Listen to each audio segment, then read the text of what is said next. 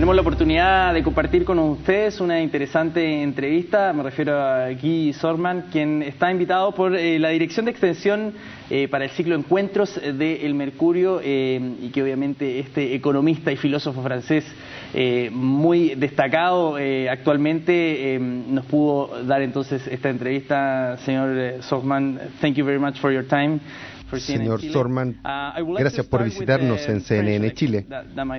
Quisiera comenzar preguntándole por las elecciones presidenciales en Francia, porque lo que más llamó la atención en el extranjero y principalmente aquí en Chile, además de que Hollande haya ganado la primera vuelta frente a Sarkozy, es el 18% que obtuvo Marine Le Pen.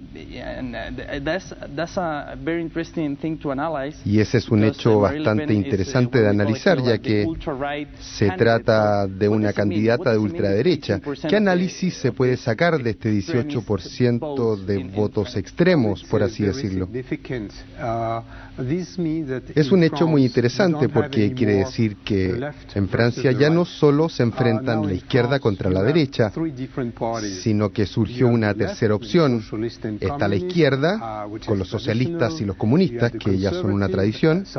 Están los conservadores, cuyo líder es Nicolas Sarkozy.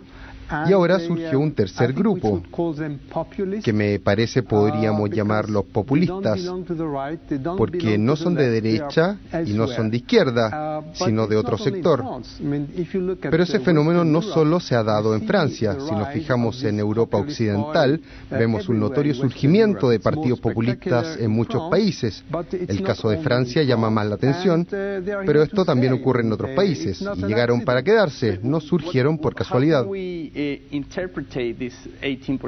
Pero ¿cómo podemos interpretar este 18%? ¿Se trata de personas descontentas con cualquier tipo de política pública, ya sea de derecha o de izquierda, o es gente que busca candidatos más nacionalistas?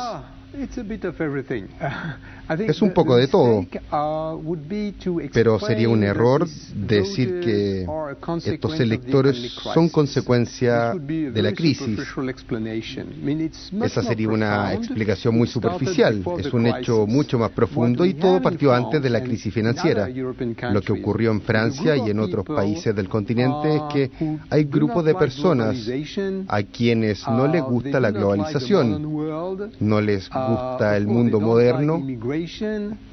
Obviamente no les gusta la inmigración, no les gusta Europa, y viven en un estado nostálgico por el mundo que perdieron, porque Francia fue un país muy tranquilo, muy católico y tradicional, y quisieran volver a ese periodo.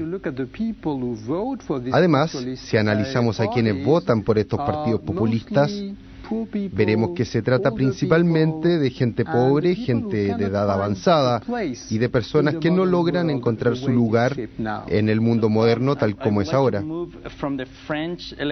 Quisiera dejar atrás las elecciones presidenciales en Francia y pasar a lo que ocurre en general en toda Europa, especialmente con la crisis económica, porque pareciera que existe una disputa ideológica sobre qué hacer para superar esta situación. Por un lado están los planes de austeridad y por el otro están quienes apoyan el crecimiento en desmedro de la austeridad. ¿De qué lado se pondría usted en este conflicto ideológico? El problema es que en realidad nadie apoya las medidas de austeridad y nadie apoya las medidas de crecimiento, así que explicar la pugna entre crecimiento versus austeridad es totalmente absurdo.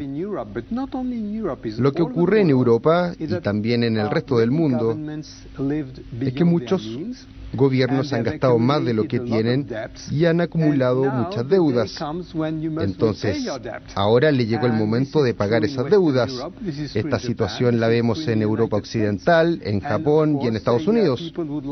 Obviamente, estos gobiernos quisieran no tener que pagar estas deudas, pero como economista diría que no existe incompatibilidad entre austeridad y crecimiento. Si observamos el caso de Alemania, por ejemplo, o de Suecia, notaremos que equilibraron sus presupuestos, pagaron sus deudas, ajustaron sus sistemas de bienestar social a los fondos disponibles y gracias a la limpieza de sus cimientos han podido retomar el crecimiento.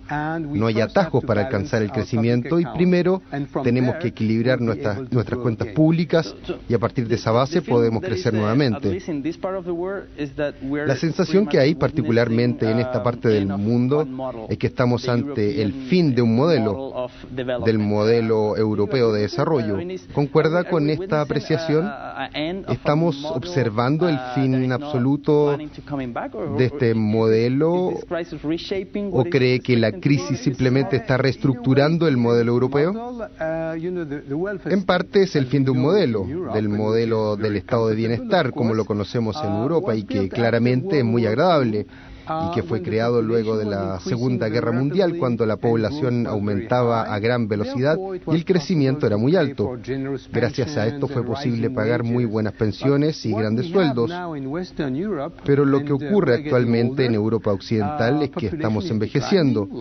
La población está disminuyendo, como en Alemania, por ejemplo, donde cada vez hay menos jóvenes para pagar las pensiones de los más viejos.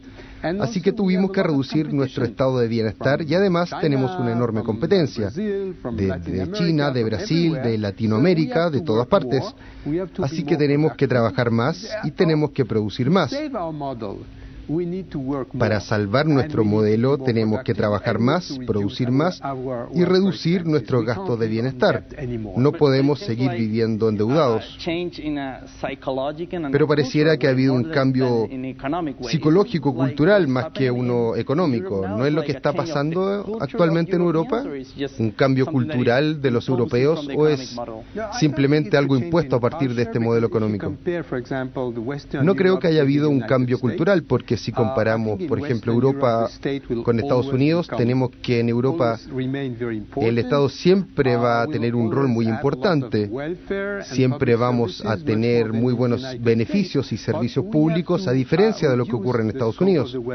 Pero debemos reducir el alcance del estado de bienestar y reducir el alcance del Estado porque no tenemos los recursos suficientes o no tenemos la población necesaria para respaldar el antiguo modelo europeo. Europa siempre va a ser distinta a Estados Unidos. Será una economía con una libertad total de mercado. Alemania no es una economía con una libertad total de mercado, pero tenemos que ser más serios, trabajar más, pagar más impuestos y tendremos que recibir menos beneficios sociales. Y sobre el modelo de desarrollo europeo, ¿cree que la eurozona o el euro como moneda utilizada en 17 países dentro del continente vaya a desaparecer o se modificará? ¿Cómo ve el futuro del euro, que es un tema que se ha discutido últimamente? Gracias a Dios tenemos el euro. Si no tuviéramos el euro, todos los gobiernos entrarían en inflación y todos nos empobreceríamos. Gracias al euro, la moneda es muy estable y predecible. Si observamos el valor del euro en comparación con el dólar estadounidense, a pesar de la crisis, veremos que es muy estable. Actualmente hay más de 300 millones de personas utilizando el euro, más que la población de Estados Unidos. Así que el euro en sí no corre peligro, no está bajo amenaza, es una divisa muy estable y predecible, y gracias al euro vamos a poder reconstruir la eurozona y la economía europea sobre terreno firme. Si no tuviéramos el euro, estaríamos todos en bancarrota. Quisiera cambiar abruptamente de tema y preguntarle qué opina del denominado movimiento social aquí en Chile. ¿Cómo lo ve desde Europa? ¿Cuál es su perspectiva personal ahora que vino a reunirse con el presidente Piñera y con otras autoridades? Hay movimientos sociales en Chile, en España, que es un movimiento bastante parecido al de ustedes, pero creo que hay dos aspectos que debemos destacar. Obviamente está el aspecto político, que es evidente. Parte de la población, los que tienden a la izquierda, todavía no logran aceptar que haya ganado el candidato de la derecha, y hay una suerte de revancha en las calles en contra de esa elección. La democracia en Chile aún es muy joven y parte de estas demostraciones comprueban que el espíritu democrático todavía no está completamente arraigado en el espíritu nacional. Esa es una explicación. La otra es un poco más universal, y es que los jóvenes principalmente quieren más oportunidades. Ellos observan el sistema educacional y comprenden que es bastante injusto, que hay cierto grado de discriminación dependiendo de dónde uno viva en el país o de la familia de donde uno provenga. Así que diría que hay bastante legitimidad en las protestas estudiantiles. De hecho, este es un punto que discutí con el presidente Piñera y él acepta la legitimidad de estas demostraciones cuando apunta a una mayor igualdad para acceder a la educación. Sería importante saber también cómo se explica que un presidente que ganó las elecciones, como el señor Piñera, tenga ahora un porcentaje tan bajo de popularidad en un país donde los índices macroeconómicos son muy positivos. ¿Cómo se explica desde el punto de vista político que el presidente Piñera no tenga el apoyo general de la gente? Espero que no vea las encuestas. Eso le aconsejaría, que no se fije en las encuestas. Lo que ocurre es que Chile es un país al que le está yendo muy bien en comparación con otros países latinoamericanos. Y al presidente Piñera no le está yendo muy bien en las encuestas, pero eso es normal en cualquier democracia. En la actualidad hay muchos medios de comunicación y páginas web, y es muy fácil criticar, pero todo forma parte de la experiencia democrática. Personalmente no sé de ningún presidente o primer ministro de una democracia que goce de mucha popularidad. Es parte del juego, salvo Argentina.